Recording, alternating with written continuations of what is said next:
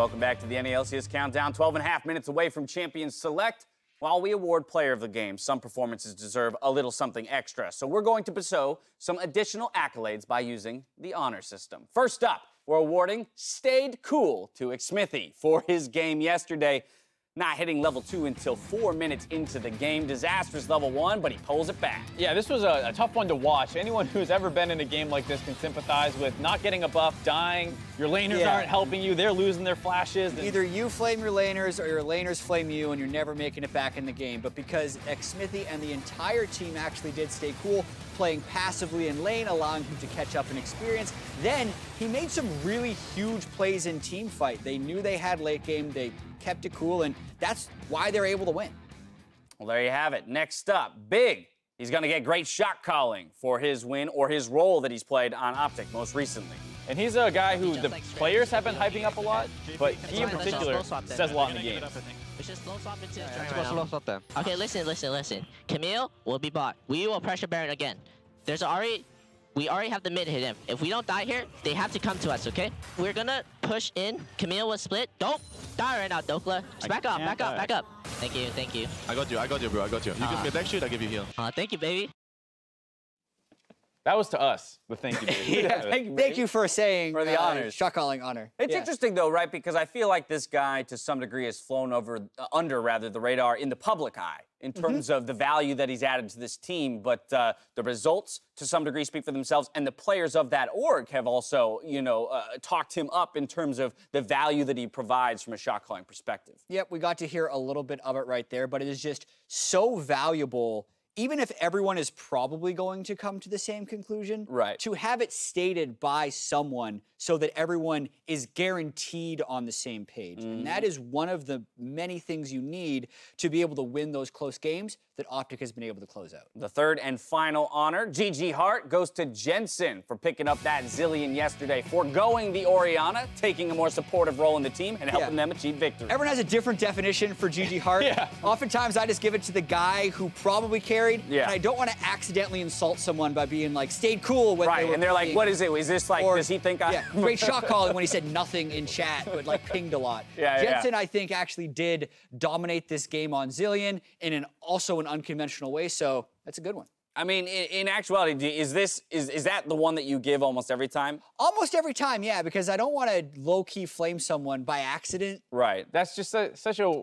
trying to avoid conflict. I rarely give great shot calling because I feel like how can you, in a solo queue game, how can you really determine who's shot calling? Especially when you lose. Like, stayed cool and great shot calling in a loss is really hard to You're just way too worried about that. Like, I just give GG if someone like hard carried the game. Otherwise, it's one of the other two. Like someone. I give stayed cool a lot. Someone definitely lost lane probably in the game. Here's a question: on this desk, who gets what honors? I don't think I get stayed cool. You definitely don't get that one, Mark. Although, but then which one do you get? Because GG Hart doesn't scream Mark Z to me either. What's sad is am I low-key flaming if I give you guys shot calling? You just said that so you sarcastically give him stayed cool. I'll take great shot calling, and Jack gets GG Hart. All right, well, there you have it. That's going to do it for the honors. I did some brain exercises this morning, so I'm ready for our next segment. Time to hand it off for some Jat stats. Let's go. We got the song again. It's been a while. I wonder if they got a new jingle today. I brought my pen over for some reason.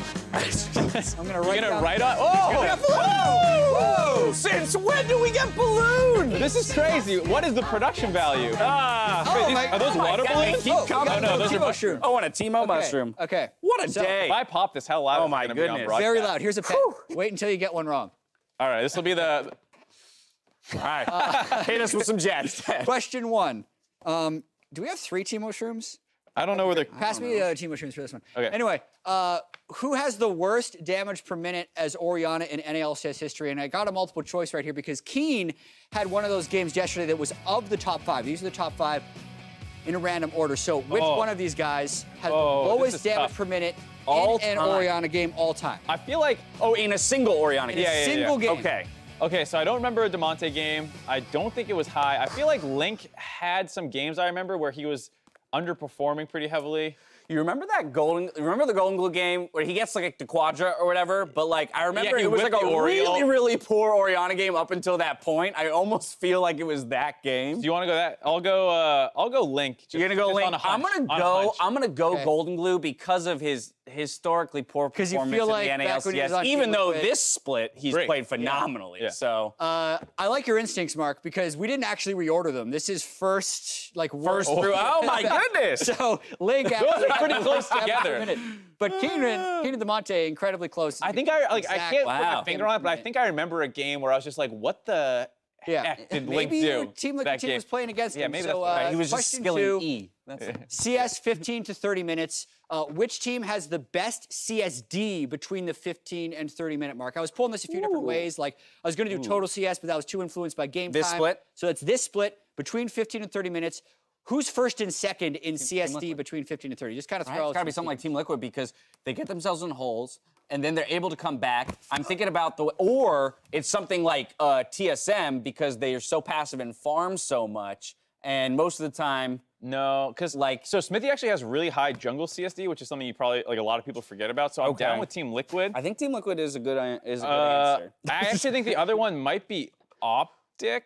They farm. There's a lot of farming. I mean, you're looking at 100 Thieves, Optic, TL. So I'll give you a hint. It's not Optic. Optic has the most CS at 15 to 30, maybe but it's that's actually there could be an issue CSD. with Team Liquid's game length, though, right? They actually end games before 30 minutes. So there could be an issue there. It's the difference, them versus the opponent. Oh, so it doesn't matter how long. All right, okay, I'm gonna go Team Liquid then. All right, yeah, I'll do Team Liquid, and we need Team another Liquid's one. right. Do you have a second place? Let's go 100 Thieves. TSM. Close. C9. Oh, that would have been. It's neither of those. That would have been pretty good. Plus 58 per game for Team Liquid, and plus 44 for C9. Is this the on top one? Yeah. Dude, we got a jet stat. Wait, why did you pop the balloon? He got it wrong. He got it half right. Oh, okay. Yeah. Gotcha, we're gonna move. This has been a mess. This is the weirdest Question segment we've done. 3. Who is the team? So this is a really cool stat. Fewest Rift Heralds taken in the NALCS. The team's only taken 3 Rift Heralds the whole split, but they have the most turrets killed to 15 on average. Huh. Is that like? They kill turrets. I mean, there's a piece of me that wants to say like clutch because Apollo Haku a lot of times can be pretty aggressive in lane and pressure turrets. But I feel like as a team, they're not super aggressive around. So I'm just gonna go with some early game team that's actually pretty good, which would be the best 2 teams are C9 and CLG most likely. So. Ooh, CLG is not a bad answer. Yeah, so I'll go CLG. Ooh, I like that. But I'm gonna just to keep us spread and have a better shot. I'll go clutch. I like the CLG answer though. Whenever there's a weird stat, it's either CLG or Echo Fox. Echo And Fox. it's Echo Fox. Really? They're too busy killing turrets to take Rift Herald. Gotcha. They have a lot They're of really fighting so bad often. team stats. Like they have the lowest warding stats and really stuff like weird, that. but they still Do you push happen to turrets. know the updated stat on Rift Herald like win rates? Remember that? When we checked yesterday, it was almost exactly 50%. Yeah, it was 31 and 30, I believe, Yeah. before the 5 games yesterday, which is just intriguing to me that it doesn't have as much of an outcome on the result of the game. But next up, our topic wheel, the Wheel of Misfortune. We've got just enough time to hit a couple of these. So I'm going to have you guys spin the wheel, and then I'll let you know what exactly you have to do for me. Is Jad up Somehow. for Yeah, go for it, Jack. Go for it. Yeah. You know. Woo-hoo! We're getting better at this. Yeah, I think One of that's us the last is. time I'm doing that. Well, one of us is getting better at it. This joke is getting old. Okay, Mission Impossible playoffs for Clutch Gaming. So we already know the last place team Dodged the bullet there. it is mathematically possible. So really what I want you to do is explain to me how they could complete this mission. How exactly, what do you need to see changed in the team that allows them to make the run to playoffs? Okay, so this team's strength has always been actually late game team fighting. They need to get the whole team aligned on that goal. I'd actually like to see them put Moon in instead of Lyra, since Lyra always likes to make aggressive plays. You keep Apollo and Hakuho on that strategy. I still think, even if it's not meta, you're putting Hakuho on playmakers. He actually hasn't adapted that well to some of the new support picks. They did go on long winning streaks at some point during the spring split. Hopefully they can get that again. And we talked to Solo yesterday. He's a cool guy. Just keep it up. All right. I'm bought in now. All right, well, Let's go. there it is. It's clearly Mission Possible tough. now. They're 4-9, right, spin it. If we have time, if we have time, spin it again. Yeah, spin that again. All right, spin it again. Let's Mark's go, going. Mark. He's You're got a up. quick one. There we go. That's spinning real fast. Now it's got to decelerate quickly as well. I'll Yeah. just grab it. There we go. Ooh, You hate to see that. So this is, I just want to know, what is that thing that happens in League of Legends where you're like, you hate the worst gut punch feeling when something happens in a game? There's two things that instantly spring to mind. I'm not sure which one I hate more. One is just like a missed cannon creep for no reason. Watching is painful. Player alone in lane misses cannon. Yeah, that feels bad. It's hard to watch.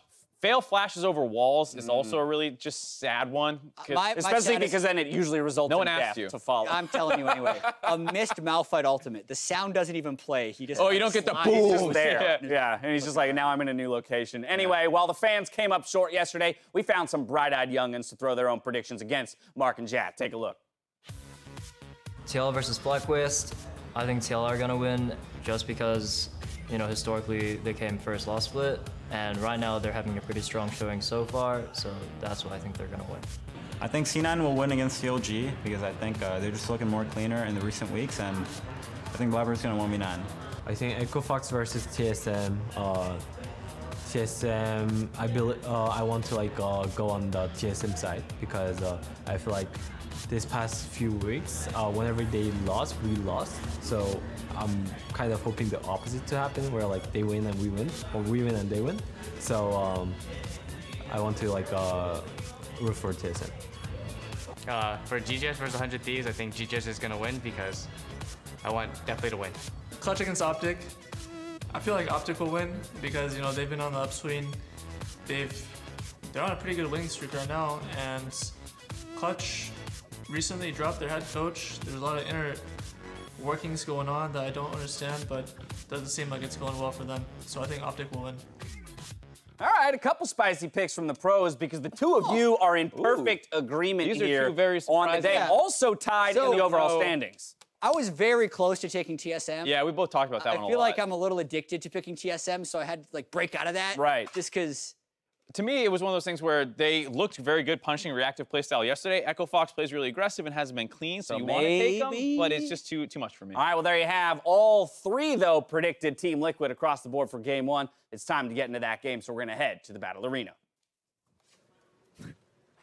Thank you very much, Dash and gentlemen. That's some crazy analysis to start off the day, but we are just about to get into Champion Select here for Liquid versus FlyQuest. And coming in, Liquid on quite the hot streak here. FlyQuest could look to put a stop to, but it doesn't look like much can stop Liquid right now. Yeah, Team Liquid, 4-game winning streak right now. They have gone 4-0 in the second half.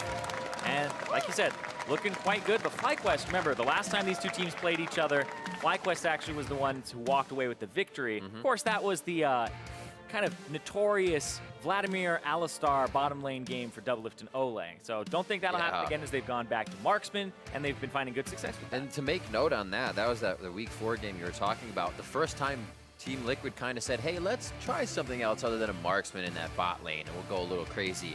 They have since just gone back to marksman in the bot lane to make things work out for them. Here we see the bans, Aatrox for Khan, met with that Morgana Varus to start things off. Talia, Zoe, Kindred, Nocturne, all up.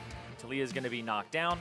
That means that Zoe becomes higher priority. And so right now, if you're FlyQuest, you ban, I would believe, Nocturne or Kindred. And then you get the other one based on if Team Liquid are going to go ahead and pick Kindred here. Then you would take Zoe yourself on the side of FlyQuest and give that over to Keen. I think they take it. Xmithy had a pretty great game on it yesterday. Overall, having good games. We'll see if you can continue that throughout this set. And now it's over to FlyQuest side to see what they will answer, knowing that something pretty S tier was going to be giving up. They'll take the Tom Kench and their bot lane right away. So initiation, but safety. So FlyQuest know they have a way into a fight if it comes down to it. Taking away the Ashe as well from Doublelift, which he played yesterday, and having that on Wild Turtle. And I absolutely love watching Doublelift and Wild Turtle head-to-head matchups. Like the last time they played each other, it was pretty much a victory for FlyQuest with Wild Turtle and JJ kind of smashing the bottom lane in that awkward matchup of the Vladimir. But I want to see what goes on here because the Braum is something that JJ had found success with, and he's pivoting away from that even though it was up. Say, well, they run the Braum Varus. With the Varus being banned, they lock in the Kai'Sa. So Braum Kai'Sa for bot side. They match, expecting to see FlyQuest lock in their jungler here to not be pinched. So something that's really interesting to me is that Kai'Sa just fell out of the meta, even though people were playing like funnel strategies and stuff, and then we're like, okay, let's shift it over. Like, she's a perfectly fine and functional marksman. The only thing that happened to Kai'Sa, she didn't get any nerfs in terms of just her kit. What happened was Rage Blade got nerfed slightly in terms of the amount of AD, AP, and all that it gives you. So what happened to the Kai'Sa build is that it's either Rage Blade, Runaan's, and you go standard as before, or you go Storm Razor first item, Runaan's Hurricane, that gets you both your E and your Q evolutions after you buy a pickaxe, which would go into the Rage Blade afterwards. Yep. So if we see a Storm Razor here from Doublelift, it's that build where you're looking for the full Q evolution, and if you see the Rage Blade first, it could be kind of the older build, but I feel like people have pivoted back towards Runaan's as opposed to an AP build that we had seen. It helps that she has some time to dance around in the fight, too, to get a Storm Razor's charge back up. Even with this composition, to charge the other factor of her build as well. So it wasn't that jungle pick to start things off. Zoe got locked in. His mid lane is absolutely being focused by FlyQuest onto Pobelter in that second tier phase of bans. Yeah, the Malzahar, the Orianna. The Malzahar is definitely a Pobelter-centric ban. He's actually the only person in the NALCS this split to play Malzahar. He's got the only 2 games on it, so FlyQuest are saying, let's just make sure we take that off the table. And I believe he played it yesterday to great effect. Yeah. And allowed, for picks, and also played it into a Zoe, with Ryu playing the Zoe. So saying, let's not have that matchup happen, because they might not know that one themselves on Keen's side, right? You want to eliminate kind of all these factors that you can't control or aren't prepared for. So just get rid of it and force him onto something else. But LeBlanc is good into Zoe. There's a few champions that you can play, like Syndra, that does decently too. And we'll see what they end up going with here. Or potentially the Aurelia. I know that Pobelter has played Aurelia a lot in the past, and it was a favorable champion for him. And it is a counter matchup, but that goes very heavily on trying to shut down the Zoe. Trundle getting locked in for Santorin. Had a pretty great play against that in week 5 against 100 Thieves in their victory. As he starts bringing that into his repertoire a little more. Syndra gets locked in for Pobelter. Kind of came in saying he doesn't have as many unique picks as usual. He kind of repeats a lot. Had Aurelia in the beginning, then we saw the Yasuos, and then the Malzahar. Now back to the Syndra. Putting a few more unique ones in there for himself that we know him for. Gangplank now a possible lock-in to finish off that composition for Team Liquid. Impact would be able to help all around the map. Yep, Gangplank makes a lot of sense here. You can throw down the ultimates on top of Zoe and Ashe, and then they can't really get out of them. The Tahm Kench would have to do some protection, but it basically punishes or makes the days of low mobility carries very bad. So I like the GP here for Impact. Question is what they're going to play into it with the Gnar taken away. Rumble. All right. Rumble for Flame. I love watching Flame and Impact go head-to-head, too. There's a lot of great matchups between FlyQuest and Team Liquid here.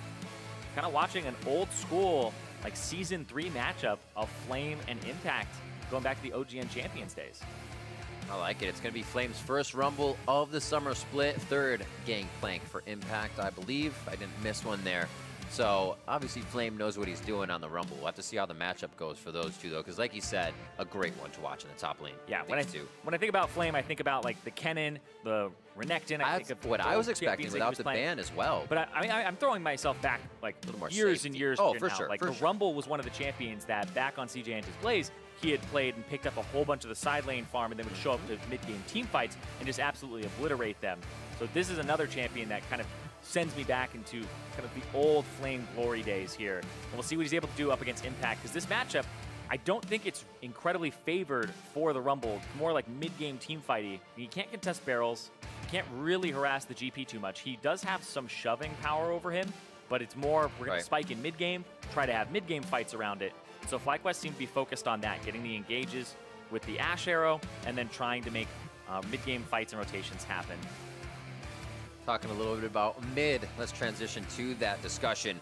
Looking at what happened yesterday with the push focus of Pobelter's Malzahar, now a Syndra, but still that Kindred in the jungle. Do we expect to kind of see focus for Team Liquid around that mid lane? What do we expect to see them doing against now Keen and Zoe and Santorin on the jungle? I expect them to do something about the Flame in the top lane, but right now, based on just composition makeup, I would say what Impact wants to do, if I'm TL for a second, is you want Impact to have a safe laning phase, get to 6, focus the bottom side of the map, and potentially just pressure with Ole Doublelift onto Wild Pearl and JD. You see Ole has an Ignite, and that signals to me that they're going to look for potential kill pressure here. Because remember, people don't take things like heal or barrier right now in the bottom lane that often. It's more of that teleport. So I would expect the bottom lane to be the focus. And like you asked, the Syndra and playing through that lane can potentially be an avenue in. Oh boy. going to stand toe-to-toe. Watch out for that trial by fire. GP money. Look at that, got himself Coming back already. Thank you very much.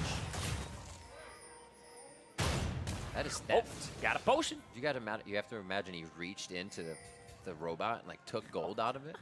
It's like, get your hands out of here. What are you doing with this thing? Still potions. One's used for flame there. It looks like he's going to try to back. Hitting the fountain by 111 basically gets you everywhere you need to be to do some farming.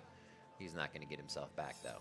Impact will stay. He's happy to do so. Free gold. Free gold. Monopot sitting in the inventory as well. He can queue all day. Dance all night. 95 extra gold. Whew. Okay, if he backed, he wouldn't have been able to like purchase anything since he already has a corrupting potion. But true. Still, it's Flame starting the lane phase with much lower HP here. And remember, he's got Doran Shield and he has a potion. So his sustain isn't as I would say doesn't have as deep of a pocket in terms of sustain of potions right now compared to the GP. Already got him to use that second potion, though, so definitely stick the harass on towards the top side as we begin this. Oh, I got another potion for Impact. All right. Yeah. He's got the mini health potion for free. And it's going to start stacking in his favor even more. The corruptions are going on as well, so he's just kind of double chugging right now. Mid lane, free farm, back and forth. They shouldn't see too much action there, as Smithy is known in his pathing for this time being. Santorin's not going to react, though. He'll just know he is safe. Yep, but the thing is that he already took that top side of the jungle, so Smithy will get the Krugs. Now we're going to see Santorin on the bottom side here. So I see Smithy on the top side. That's a Hawk shot from Wild Turtle. Feels good. Kill a little bit more to get level 3 there. Yeah, Santorin's going to kill this Scuttle Crab on the bottom side. This will actually deny a mark from Smithy because he killed the top Scuttle before it was marked. The bottom one is the one that is marked that whole time. So see what happens. Actually making a little bit of a gank onto mid lane here, or at least waiting. Oh, okay, Smithy. Remember, Flame spotted this with the Hawk shot earlier. How early he gets himself into the brush, tries to deny vision, still has a flash. They look mid lane for a gank as well. Ooh. Flames out on the top with a flash, and Santorin able to come in with a chomp and take down Pobelter for first blood. Yeah, Pobelter, he actually ends up not flashing there, and he looks to cleanse the Sleepy Trouble Bubble. So I think he was really, really greedy with his summoner spells. Yeah. Let's watch this one more time, because what happens is the Sleepy Trouble Bubble actually goes through, I believe, the Trundle Pillar to extend the range slightly. And so it keeps going, ends up in front of Pobelter. So watch this. Pillar down, goes through it to extend the range, lands in front of Pobelter, and instead of flashing, he goes for the cleanse, and then the Ignite comes out afterwards. So he was just too greedy with his summoner spells. Instead of flashing, just wanted to cleanse things off and walk away. But that's not how it was going to happen there, because he still ate the Q. Trickery. I was going to say, with all that play happening, that level 2 Hawk shot really allowed that play to happen. A good assist from the bot side of, you really don't remember the assist when it happens a few passes before the goal. But that one, Wild Turtle setting it up, knowing where Smithy was, Santorin was able to cut in from the bottom side of mid. So starting off, FlyQuest is just trying to take a bit of control anywhere they can. It's a really great point, because they knew that Smithy was topside on the Krugs because of the Hawk shot, and then he can go ahead and gank middle, or at least wait for something. And then as soon as Santorin showed him, or Smithy showed himself topside, then bing bang boom. Yep, immediately you can go in. But for that gank that ended up being successful for FlyQuest, there was a gank that was moderately successful. Both the flash and the teleport are gone from Flame in the top side, and he backed at pretty low gold values. So he has only a refillable here. And so the TP is kind of wasted. So Impact will actually be able to back TP in with an item. I don't know what he's able to really buy right now. Is he rich? No, he's not that rich. No, he's not at all. You want to be able to get something like Sheen, but he's going to go for Null Magic Mantle. Yeah. It helps. Oh, look at boy. This. Saying UTP into the wrong neighborhood. Crowd. 5 minutes in. FlyQuest say we need to continue to activate this advantage, and it's going to be tanks for Flame. He gets out safely. Santorin now heating up the turret down to 100 HP. Impact left and right. What a dance-off! A god. Impact says top die, but not me. Oh my, he outplayed a 1v3. Insane. They were juggling the aggro. Impact is almost going to die that whole time. That was crazy. Incredible. And FlyQuest, in a way of obviously microing in and out. We're still trying to get that kill. That wasn't a yeah, we'll leave it for you. Impact definitely was dancing himself into safety in every situation there. 1-to-1 as Dragon is now picked up by Xmithy, but we will see this again. Let's see this one more time. So Impact, let's go from his perspective here. Barrel, gets the barrel, ends up chaining it. This right here, the Sleepy Trouble level, uses the orange on that. He waits for it. Santorin takes a third shot. Keen flashes out, and then Flame takes that last shot. Yeah, Keen actually could have killed him there. Flash to the left, does flash under, hold on. Oh, shot underneath power, last auto from Pobelter. He gets a bit of retribution from the first blood. Oh my God, because Keen doesn't have his flash from earlier, that's Pobelter saying, we're gonna go ahead and throw this one down. Flash ultimate, or ultimate with the flash, and then the final attack afterwards. Yeah. Xmithy on the run now as well, starting to invade Santorin's jungle. Bot side has back. We got a bit of mismatch there as well, so breathing room on the bot.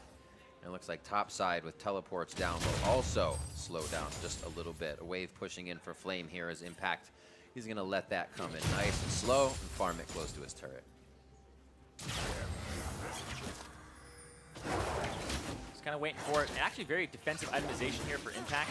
Went for the Spectre's Cowl. So he's gonna just try to reduce some of that magic damage he's taking. And also, Rumble usually wants to get something like Oblivion Orb very early on, 2 penetration items, and this will allow you to kind of be ahead of the curve there. So you take a little bit of a power trough early, don't have things like Sheen to bully him out, but then it means that the Rumble is less effective against you later in the game. Big damage discrepancy for that bot side. Pickaxe to Scepter and Longsword. I don't know how much of a fight they want to get in right away, but Xmithy now, Santorin actually hiding in the fog of war. At this point, they're going to get a quick hit onto Xmithy. Dodges out on the Drowsy Bubble with a flash. And he will not be able to get out with blue. King went to go grab another flash there. Wild Turtle actually slowing up Ole. Oh, almost got him with the tip of the tongue. That very, very close. Doublelift wouldn't be able to do much there. 6 for him. They could have activated on Ole with that level 5. Just not being sure how close it was. FlyQuest plays safe.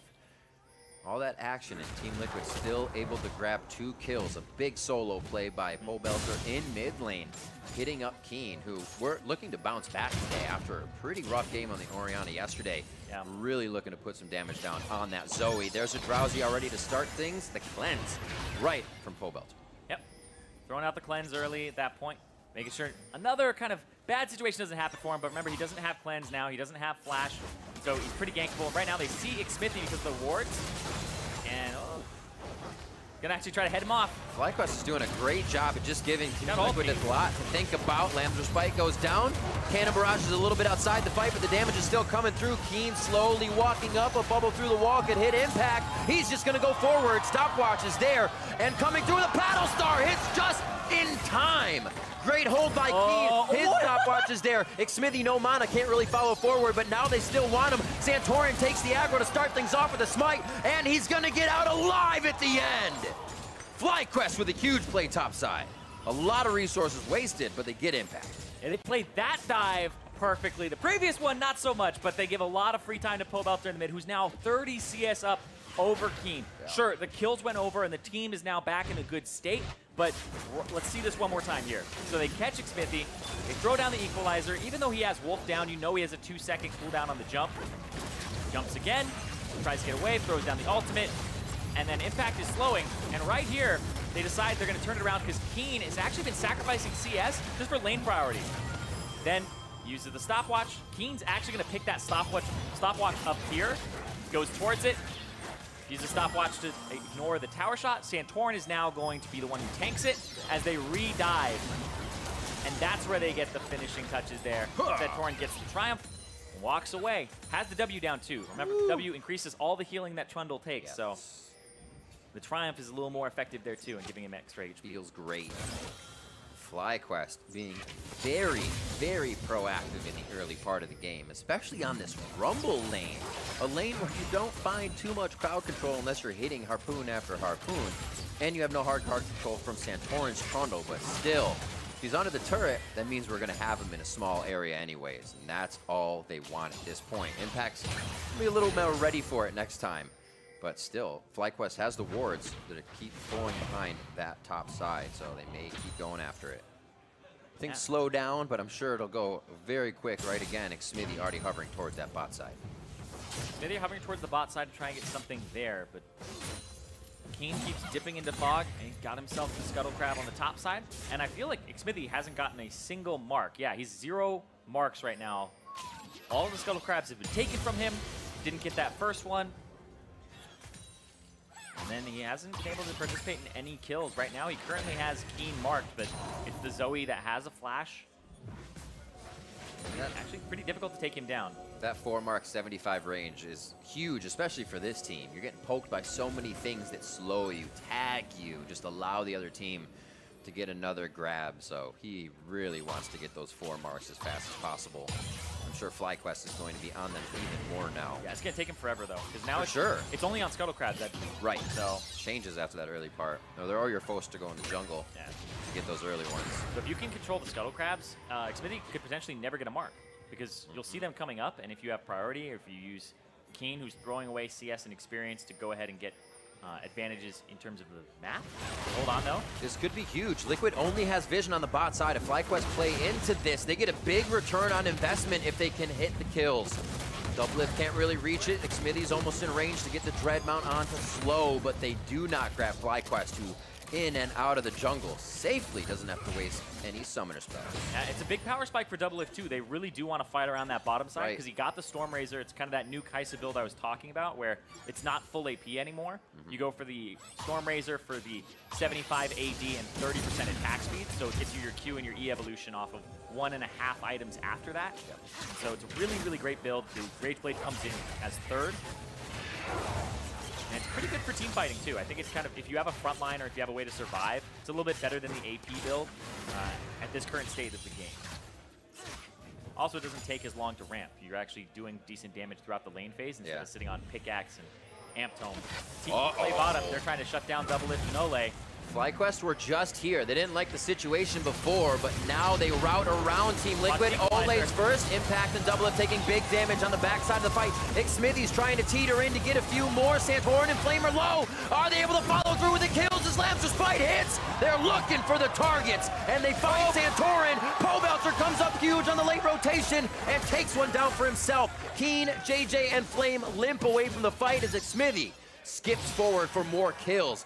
Team Liquid turned that one around beautifully. That was so close, too. That ultimate from Flame looked like it was going to be pretty good, but people were able to move off of it just in time. And then the Lamb's Respite, perfectly placed from Xmithie. It saved so many people, and it forces them to kind of overdive. When you're underneath this turret, everybody's got to either get in the Lamb's Respite, or you have to back off. And you'll see right here when it comes out, that's so important. That's a really good ultimate. They stun Impact on it, but he's able to get out with a W. And then Xmithie goes forward, saves Doublelift, Impact walks in it, and now, while Turtle is stunned, he takes turret aggro, so extra shots on him as Pobelter shows up. So that was so well played mechanically from Xmithie to save his teammates, and for Pobelter to stun Wild Turtle and allow them to get that kill. And even possible fight now, Rift Herald. Pobelter gets locked up. They want that damage. Xmithie onto Shelly. They know he is occupied, but they're still going to be able to grab it as Santorin goes down, almost sub 200 HP. Look at the amount of damage in that fight. All kind of stopped at the end by that Kindred ultimate, because Xmithie was able to save Doublelift. I always love that moment, because I figure like if you were in a Kindred ultimate, you look around for the low health, and as soon as it's about to pop, your eyes just kind of glare at that one guy, and everybody looks over, and you're like, oh man, I need to get out of here right now. They had 3 people in there. Yeah, exactly. So. Doublelift had his speed up just in time to get out, as all eyes were on him. Great play coming about for Team Liquid, as FlyQuest is also doing a great job at continuously making these plays, finding openings. Even after they were just pushed out of that bottom side jungle, they went back and almost made it work, we'll say, but got in there very nicely. And Xmithie got his first mark, too. That's a good point. I was going to say, clear that up and take his blue now. Potentially just give that over to Pobelter. Pobelter actually 2-1-0 and 20 CS up, so he's been doing quite well in terms of just dominating the lane over Keen, and Keen has been going elsewhere to get these kills. Kind of 100% KP for Keen, as well as Santorin. So he's been roaming around in kind of a duo here between the mid and the jungle. But that mid turret, you can see that's kind of the price he's been paying for those ganks on the side. Yeah, it feels like Keen potentially needs to get more out of these ganks or have them go even harder in FlyQuest's favor for what he's sacrificing here, because that'll be first turret going down if they get that one. So yeah, I feel like right now pressure is on FlyQuest's bottom lane to push that top lane turret in, try to get first turret ASAP, and then make sure that mid lane doesn't go down. But right now, Xmithie, he's got Rift Herald. He can just put Rift Herald down mid and guarantee first turret. Or if they really want to be greedy with it, they can get that turret, and then they can put down the Rift Herald and try to get more. Pressure bot side, they may try to help out, or like you said, put that Rift Herald mid, knowing they're not going to get pressure in from Santorin now. Asleep, almost stopped in. Pole Belter coming in with Unleashed Power, and Keen takes a fight that's obviously a 2v1. Top lane now starting to get pushed back as Santorin and Flame activate on the bot side. A lot trying to happen here for FlyQuest as they lose Keen. Yeah, Keen died with 5 seconds left on Ignite, so I think what he wanted to do is go in, try to burst him if they had gone back a little bit further, and then get the Ignite down for that little extra damage. But even then, it's a Kindred who can ulti himself, so it just seems a little bit overzealous there. Big mistake from Keen instead of just straight up disengaging. And think of the play if kind of what you said had happened. That top turret gets pushed down. You now move the Enchanted Crystal Arrow from Turtle around the map to be an engagement anywhere. That stops mid from going down, adds a little more pressure. But TL once again, a few steps ahead. He's going to be able to grab another mark now to have 2. Yep, and they were able to crack that mid turret and break that one down. So his first turret going over to Team Liquid. Top 10 is going to get them back on the top faster. FlyQuest. Make sure that they don't lose their own. So it's kind of a race to get these outer turrets down. First one already went. They were racing for that a little bit, but JJ, Xmithie in the right place again. Should be okay. Good damage to do. They'll heal up a little bit, but that's what they want. They'll be able to do that damage to the turret over and over as well. Slowly make their way around to the outside turrets. Little pressure top side. Keen does have the redemption. This could be a long dive. They get the heal on the team. A nice block for Ole. They try to get Doublelift as well just on the back of the fight, but it looks like the mixed focus. Doublelift gets back in to save his support. It looks like they may still go down in the frying pan though. A very nice try as Doublelift goes full killer instinct on that one, but finds himself on the ground. Yep, and that's the engage. Wild Turtle throws down the arrow, and then they throw out the pillar to kind of stop the disengage that Doublelift would have if you just kept running. And so they force them to fight. They take the fight. They lose it on the side of Team Liquid. And now we're going to see Rift Herald. I think that one is an ambitious Rift Herald. She's it's kind of rude. You take Shelly out and you force her to walk. Yeah, she'll get there. That's so far. Yeah.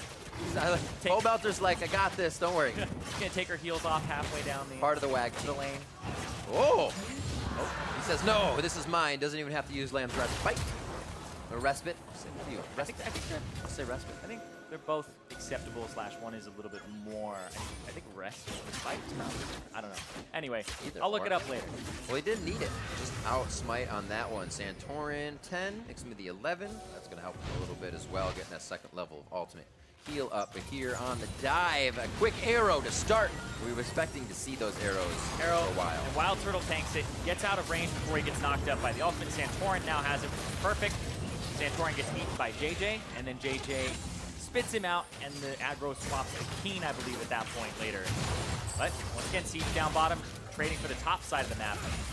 So Doublelift and Ole, I think they're going to push in here. Red buff's about to come up, so they may just take the red buff and get out, or they may try to kill Flame and get more threat out on the map here.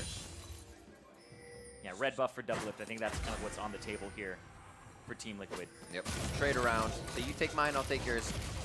Ooh. Okay, so second item? It looks like he might go second item Rage Blade after the Stormrazor. So there's been a lot of kind of variations, but your typical 3 core is Stormrazor, Runean's Hurricane, and having the Rage Blade.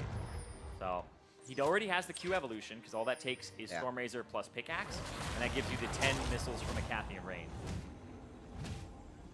Santorin, Chain Fest, Stopwatch, Merc Treads. You're sorting in all the mitigation right now, so he can just be a beast once he gets a nice Subjugate on.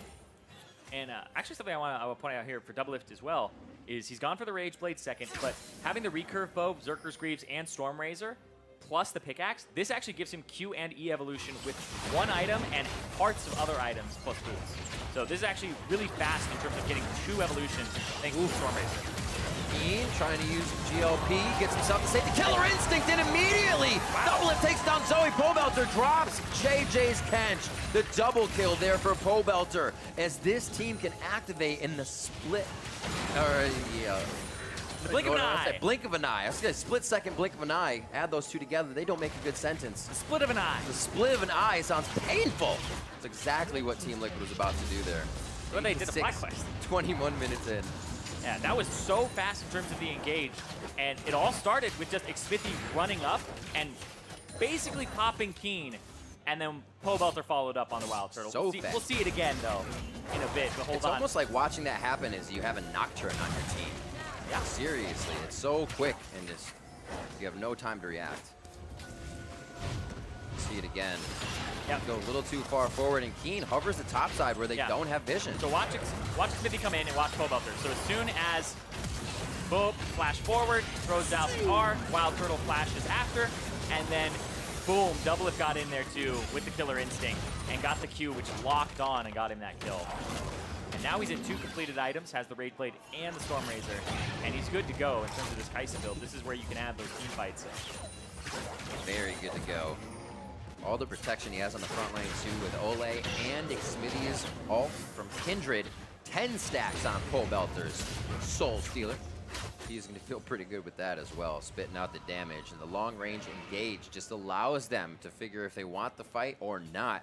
But they've been following up on everything Pobelter and Kindred or Xmithy have been hitting. I mean, Pobelter's definitely feeling it. Majai's Soul Stealer, 10 stacks on it, 5-1 and 0 on this Syndra.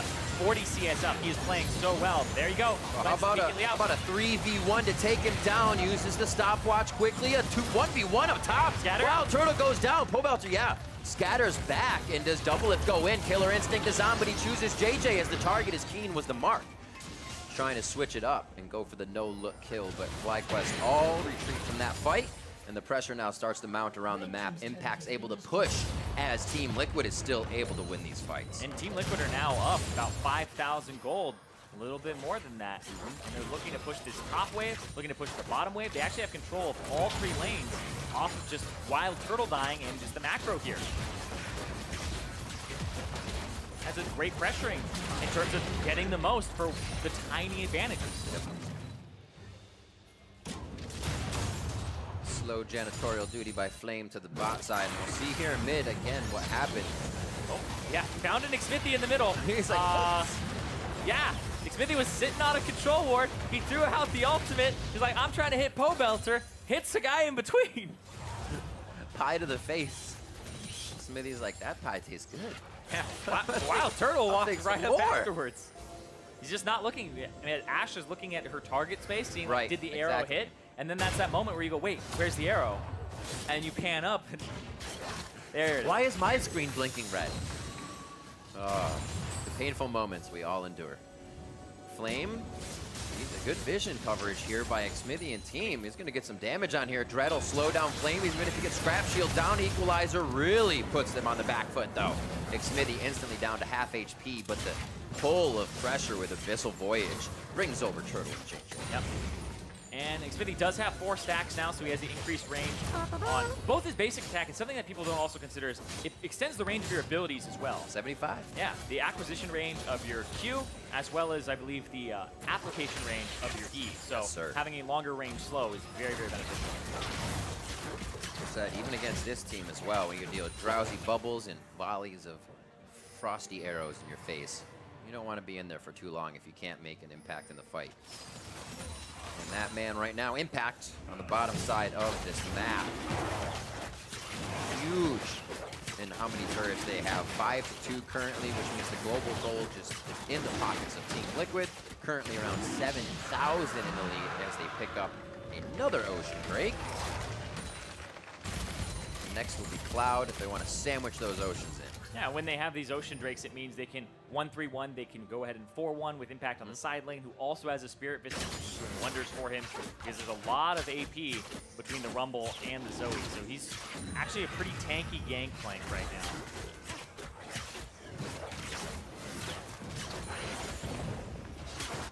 Liquid, as we said, back half of the split, 4 wins already. This for FlyQuest, this will be another 2-0 week if they can take it, with Optic and 100 Thieves in week 8, and then Fox and TSM. So it's very likely that Team Liquid, if they play in continuous strength, could take the rest of their games, according to standings. Yeah, the interesting thing though is like, well, whoa! That was a big damage hit. The interesting thing though is Team Liquid are first place right now. There's nobody tied with them. They're at 9-4. They can just start going up the standings and locking a playoff spot for them by next week. But also, like you said, the remaining schedule is Optic, 100 Thieves, Fox, TSM. 100 Thieves and Fox are literally 1 game behind them in second place right now. They're the teams that are so close in the standings, and they've yet to beat them this half of the split.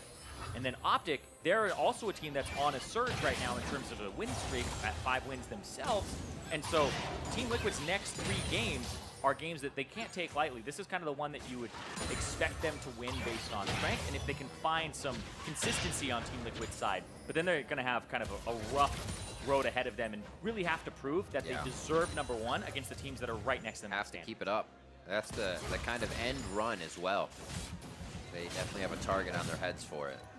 But remember, we move to, I believe, patch 8.15 next week, so then marksmen are buffed, their items are changed, slash keeper, and their power spikes come in sooner, so Doublelift will be sitting pretty in that, because he's basically been favoring marksmen the entire split. True. Save for, you know, an awkward game here or there. Save for an Alistar Varus and, Alistar Vladimir, thank you. Yeah, there was another Vladimir game, too, that people don't like to talk about. Then let's not. Keep that in the bag. For the fans' sakes, Irene. Solid pressure from Team Liquid. Really not overextending. Not tracking them, but we're not seeing a lot of hawk shots from Wild Turtle, kind of reopening the map, clearing a possible opening for that enchanted crystal arrow. The follow-up from Keen should still be able to take 1 or 2 out, but to Team Liquid's credit as well on that side, they're not leaving themselves open in those solo situations to be taken down here now.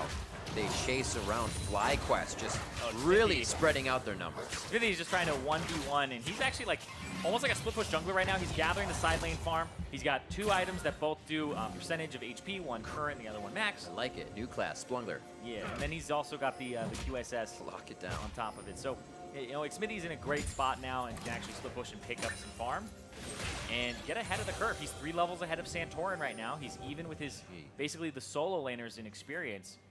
So he's, you know, we're talking about him having the tilt-proof honor from yesterday. Right now, you do 130 more damage a smite at that level as a higher jungler. How do you win objectives? You hope it got burst past that point. That's about it. Holy mackerel. But let's talk about for a second how this game is looking for FlyQuest, because they're 8,000 gold down. The way they get back in this is off of picks. You're seeing that shut down with QSS purchases. You're also seeing that with the Banshee's Veil onto Pole Belter, and locking down Impact will be tough too with the Sleepy Trouble Bubble. Or even an Arrow, because you can stand in front, soak it, and then just use the W. They're going to have to go after people who can't really get rid of those effects, like this. Redemption coming in. Nice knockups. They do take him down. The Rangers focus from Wild Turtle.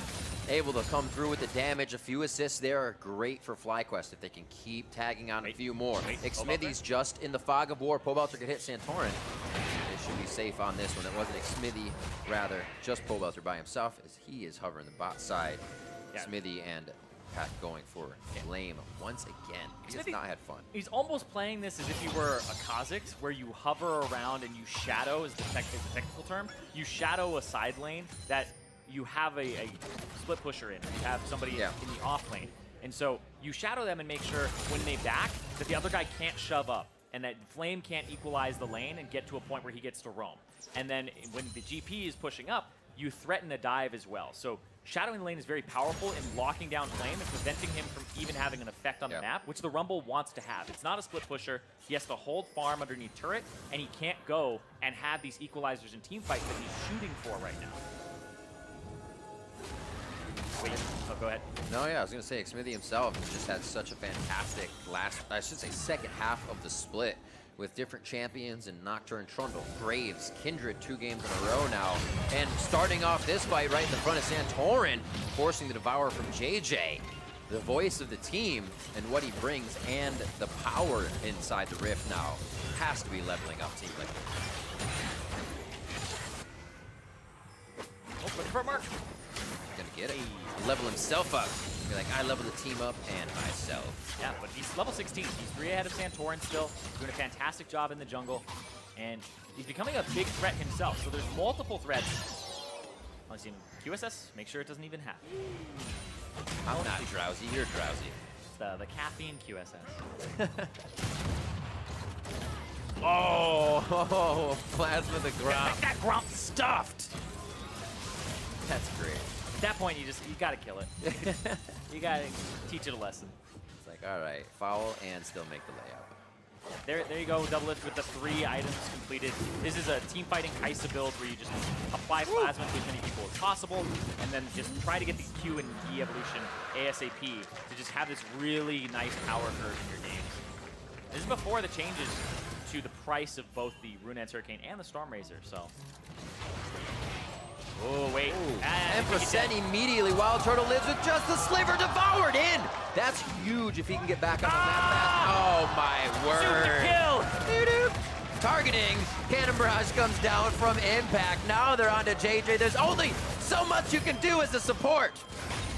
It was a valiant attempt, and you will also go down. Double lift drops JJ as it's just too much. There's so much follow-up from Team Liquid at this point, and now they'll start to take down bottom turret as well. Yeah, don't know why he used the stopwatch there. He's saying, JJ, go next. That's one where you're just kind of, things are going from bad to worse. Like, Wild Turtle gets caught out, almost dies. He's going to get popped there by the ultimate from Impact, which is well played on the final little touches. This is blind. They don't have the vision there. Wild Turtle safe. That's just a check there from Pobelter. Check comes up, doesn't bounce, comes up clean. And then Impact's the one who cashes it in. Good block, Fisher out. Quite a bit used by Liquid here just to defend without really any answer. Oh, arrow goes through. Pobelter has to be forced to cleanse. This is great. Lamb's Respite is down for 3. FlyQuest entering into the fight. They're looking to take down Liquid, shredding the health bars, but not finding the kills. There's one. A second one for Ole. No, Smithy is first, but Ole will fall as he's forced to run away from the base, teleport into the mid lane from Double Lift as he wants to short-change FlyQuest down the mid lane. And he'll be able to stop the minions, but will they stop the Baron? I don't know. Doesn't end up pushing with the minion wave. Impact and Double Lift, they're going to have to pull off a hero play here. It is 2v5. They're going to try to go for a triple barrel chain. Impact's ult just came back up. He's going to be able to throw that down as well. It does have the attack speed over time building up. The Caffeine Rain is in as his killer instinct is on. 1 kill coming in for Impact. Baron is low. Baron down to 500. It's going to be grabbed by Wild Turtle as they take down Impact. Now the fight's on to Double Lift as the 3 members in the pit live with a sliver of health. A huge play from FlyQuest to even up the game 12-12, but they're still down in gold. But they haven't lost any of their inhibitor turrets. Their base isn't going to have perma pressure on it. This is the perfect time to have a Baron for them. FlyQuest are back in this game off of what was an ambitious Baron call here from Team Liquid. I don't know how they ended up getting so low. Watching a little bit before this would be helpful, but right there, Flame and Wild Turtle team up perfectly. Right there, has to throw down the Lamb's Respite. He doesn't have it for when he's dove later. And Flame just says, you see him wait here for a second, Flame on. Goes in, uses the Q, just roasts both of them and picks up the double there. And this was just absolute chaos. I'll try to make sense of this really quickly because Double Lift goes to the backside, Keen flashes out, pulls him up, and then Impact went to the back, says, I gotta kill the jungler, I gotta give my team a chance. But then Keen comes back in over and get that kill. Back to live. And Wild Turtle and the team are humming down mid lane like a freight train. Impact getting hit up. He's going to be able to get himself to safety and quickly stop. They're getting all the waves pushed up. Top could be next if a fight does not follow. Oh, Keen. Line it up with the sleep there, but man, if there's anything that we have learned about FlyQuest in the second half of the split is that the game is not over until Alawi is singing, because right now they say, all right, base races come into play. We're gonna take your Nexus. Here, the Baron comeback, 6,000 gold. It was 10K at one point. Now we're only looking at 4,000 as a difference here after that Baron. Smithy staying safe. Guardian Angel's up if they do need to make some type of play where they just have to go ham on this. does not look like that play will be now, as FlyQuest still playing it safe, even though they have the lead. A minute 30 left on Baron buff. They may get a few more seconds out of that, but I think their damage is done for now. And what a recoup for them from the early game. Yeah, and one of the things that this Team Liquid composition lacks is a tank. But the reason that they kind of drafted more squishy lanes and squishy jungler is after they started seeing the Trundle come through, which was the 4th pick, they were like, all right, our solo laners are Syndra Gangplank. We're not going to play a tank top for impact because we don't want to give stats over to Santorin. And now it's saying, well, Santorin's not the only one who thrives when there's no tanks.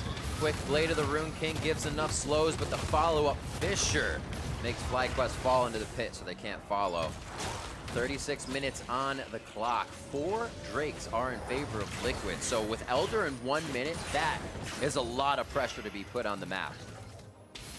Doublelift knows he's just a little too far out, even with the Kaisen movement speed. Smithy's found. Should be good at half HP. Doesn't want the Guardian Angel to proc. Wait. The burn is there. Woo! But not enough. Absolutely calculated. What? Not even close. What was that? That was... How much? How much? Getting the official count. 13? 13 HP? 13 HP. Today, 13 is a lucky number.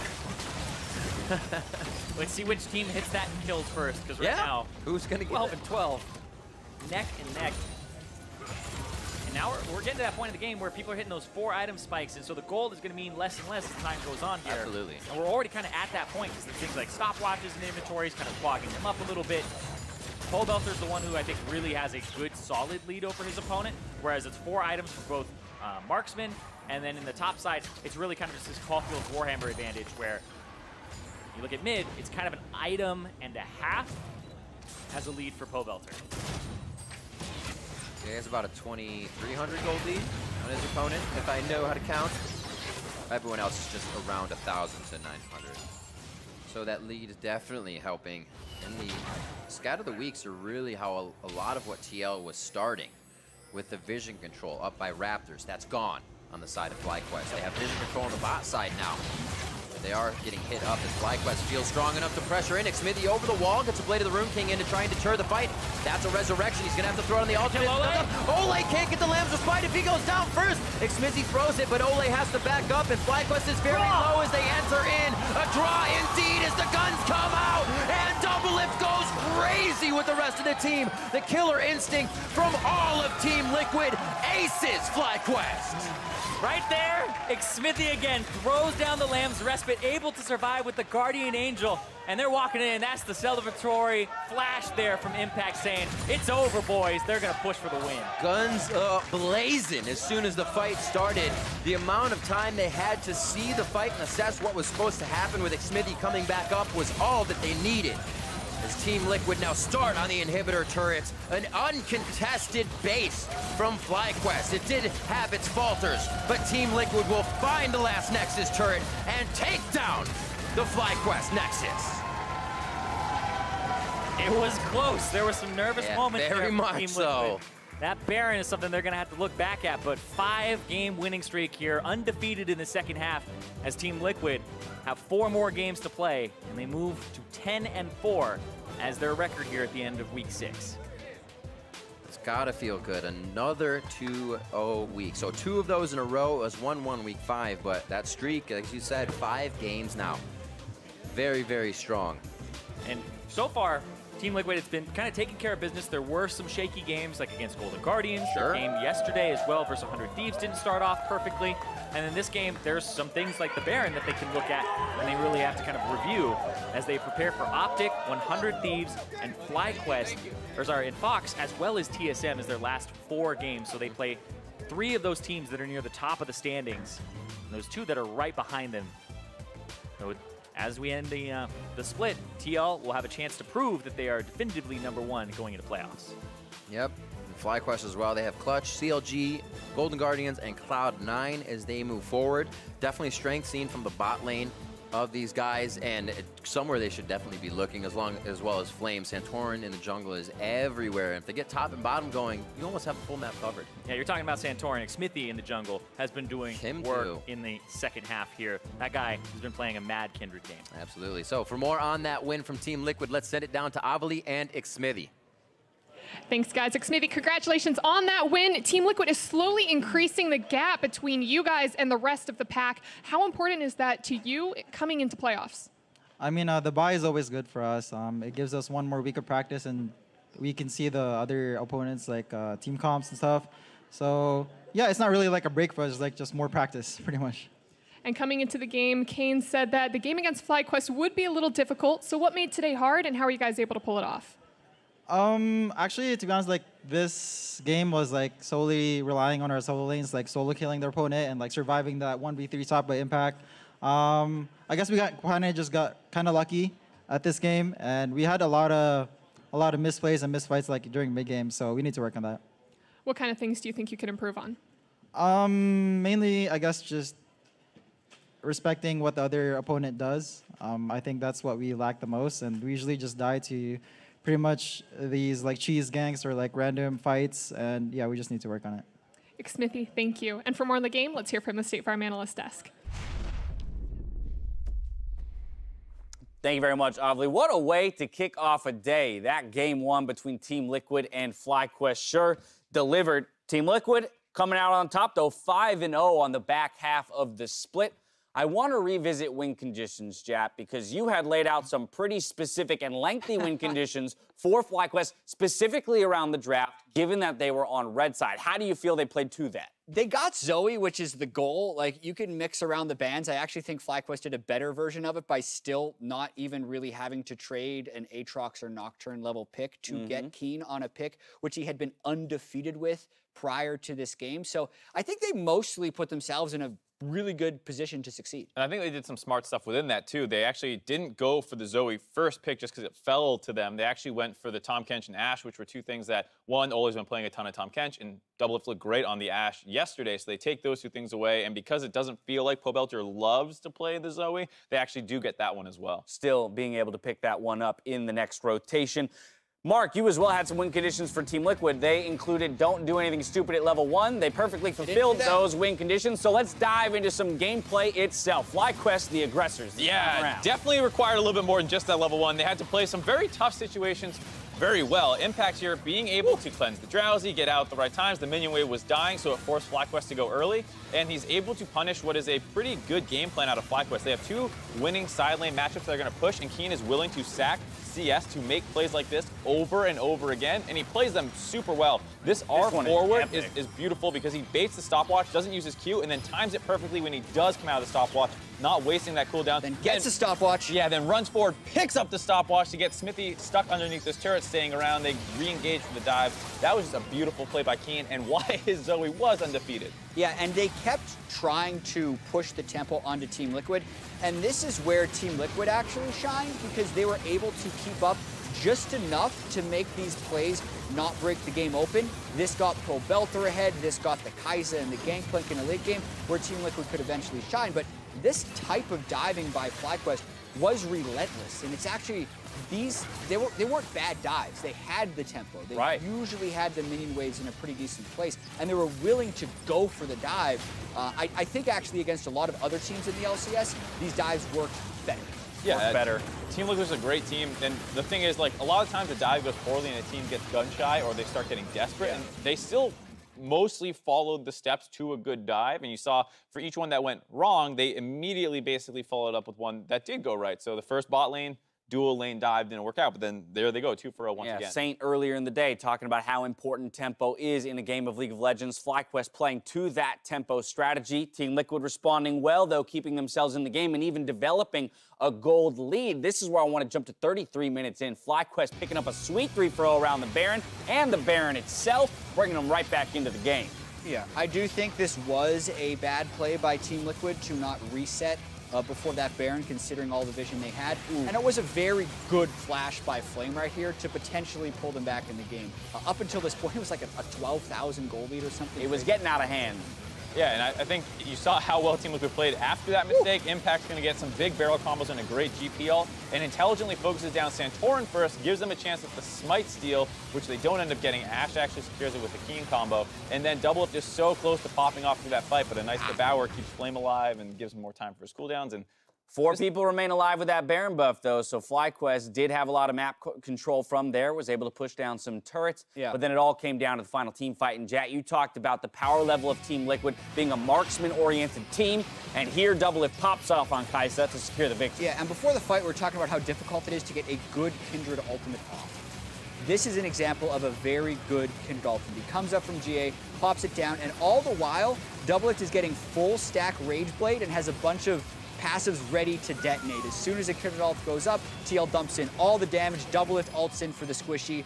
TL cleans house from what was a pretty scary situation as it looked like they'd kind of thrown their lead away. So TL does achieve the 10-4 that we had prefaced at the top of the day, actually eclipsing where they were at this point in the spring split. So while we talk about the topsy-turviness nature of the summer split, in actuality, there is a little bit of definition now beginning to form within the standings. Yeah, thank God we're finally finding definitively the top teams. TL after the end of week 7. Yeah, after beating 100 Thieves, who was tied with them at the start of the week, and then getting a win over one of the teams just below 100 Thieves, it feels like they finally have established order in the LCS. Yeah, Team Liquid will play Optic and C9 in week 8, and then Echo Fox and TSM in week 9. So depending on the trajectory of those teams, it could be a difficult stretch to end the split, but they haven't technically locked playoffs.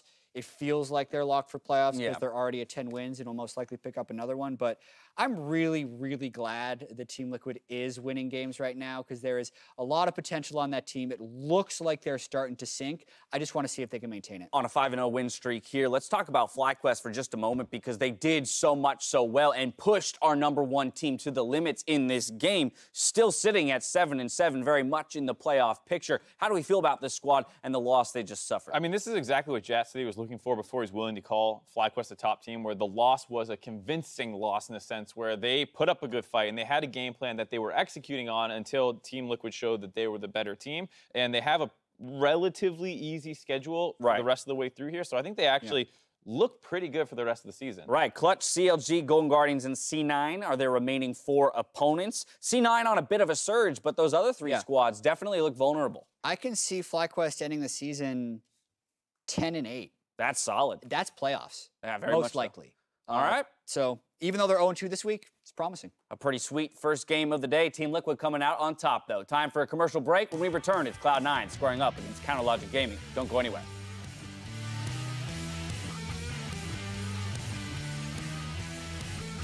And it's going to be tanks for Flame. He gets out safely. Santorin now heating up the turret down to 100 HP. Impact left and right. What a dance-off! Hey, turn the head. Tanking. Yeah, I'm tanking.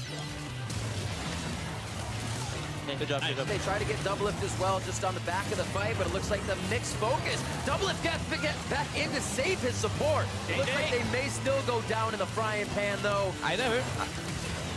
What? I just heard. Target dead. I got pressure. I have no smile. I can get I got it. Oh, good. Try to split. Don't flash. FlyQuest is very low as they enter in. A draw indeed as the guns come out. And Doublelift goes crazy with the rest of the team. The killer instinct from all of Team Liquid aces FlyQuest.